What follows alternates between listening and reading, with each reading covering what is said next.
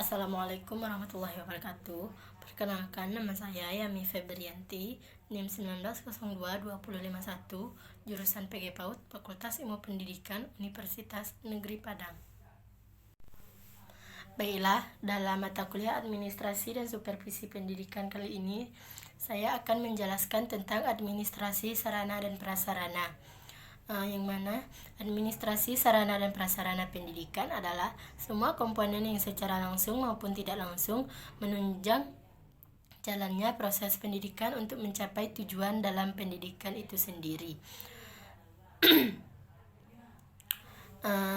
Yang mana sarana dan prasarana ini memiliki arti dan tujuan masing-masing. Sarana adalah segala sesuatu yang dapat dipakai sebagai alat dalam mencapai maksud atau tujuan pendidikan. Sedangkan prasarana adalah segala sesuatu yang merupakan penunjang utama terselenggaranya suatu proses seperti pembangunan, usaha, dan proyek. Selanjutnya, proses administrasi sarana dan prasarana. Proses administrasi sarana dan prasarana memiliki 8 aktivitas, yaitu perencanaan, pengadaan, inventarisasi, penyaluran, pemanfaatan dan pemeliharaan, penghapusan, dan pengawasan sarana dan prasarana pendidikan. Yang pertama yaitu perencanaan. Perencanaan sarana dan prasarana pendidikan merupakan suatu proses analisis dan penetapan kebutuhan yang diperlukan dalam proses pembelajaran, sehingga muncullah istilah kebutuhan yang diperlukan atau primer dan kebutuhan yang menunjang. Dalam proses perencanaan ini harus dilakukan dengan cermat dan teliti, baik berkaitan dengan karakteristik sarana dan prasarana yang dibutuhkan, jumlahnya, jenisnya, dan kendalanya, manfaat yang didapatkan, beserta harganya.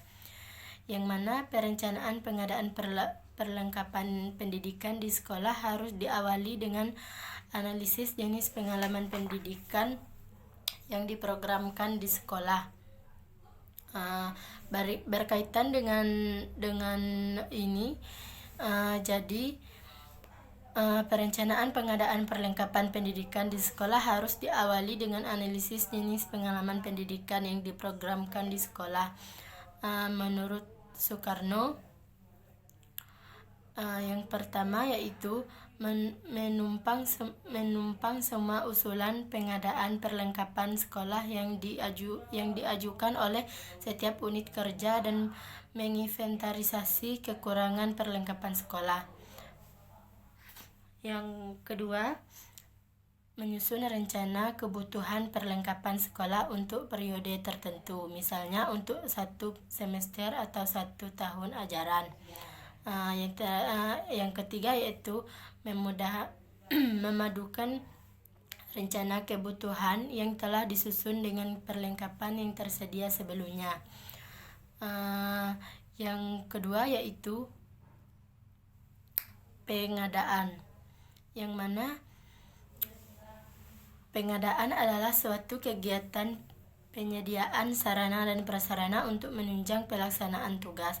Karena fungsi dan kegiatan setiap organisasi berbeda, maka pengadaan sarana dan prasarana kantor juga tidak selalu sama antara organisasi yang satu dengan organisasi yang lain. Hal-hal yang perlu diperhatikan dalam menyusun perencanaan sarana dan prasarana kantor adalah yang pertama, tentukan jenis, kuantitas, dan kualitas sarana dan prasarana yang dibutuhkan. Yang kedua, gunakan proses pengelolaan sarana dan prasarana. Yang ketiga, kumpulkan dan kelola data sarana dan prasarana. Dalam pengadaan sarana dan prasarana kantor, maka ada seksi perbekalan yang memiliki fungsi-fungsi, ialah penelitian kebutuhan perlengkapan kerja, baik mengenai jumlah maupun mutu. Yang selanjutnya, standar isi dan perincian benda. Yang ketiga, pembelian benda perbekalan. Yang keempat, pengiriman barang. Selanjutnya atau yang ketiga ialah inventarisasi. Pengadaan semua sarana dan prasarana kantor memerlukan biaya tinggi, termasuk semua kegiatan yang berkaitan dengan pengelolaannya. Untuk itu diperlukan kegiatan inventarisasi. Inventarisasi sarana dan prasarana kantor adalah semua kegiatan dan usaha untuk memperoleh data yang diperlukan mengenai sarana dan prasarana yang dimiliki. Secara singkat, inventarisasi dapat diartikan sebagai pencatatan terhadap sarana dan prasarana.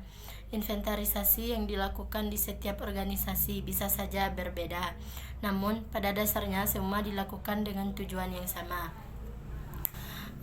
Tujuan inventarisasi sarana dan prasarana antara lain adalah yang pertama, agar peralatan tidak mudah hilang. Yang kedua, adanya bukti secara tertulis terhadap kegiatan pengelolaan barang sehingga dapat dipertanggungjawabkan.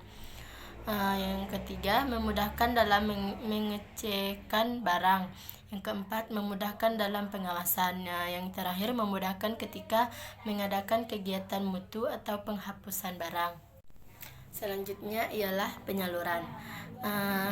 Penyaluran merupakan kegiatan yang menyangkut pemindahan barang dan tanggung jawab dari instansi atau pemegang yang satu kepada instansi pemegang yang lain.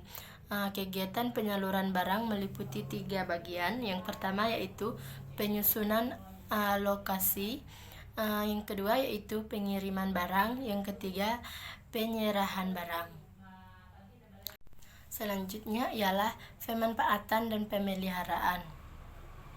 Pemeliharaan adalah kegiatan terus-menerus untuk mengusahakan agar barang atau bahan kantor tetap dalam keadaan baik atau siap untuk dipakai. Tujuan pemeliharaan sarana dan prasarana kantor adalah agar barang tidak mudah rusak karena hama atau suhu atau cuacanya.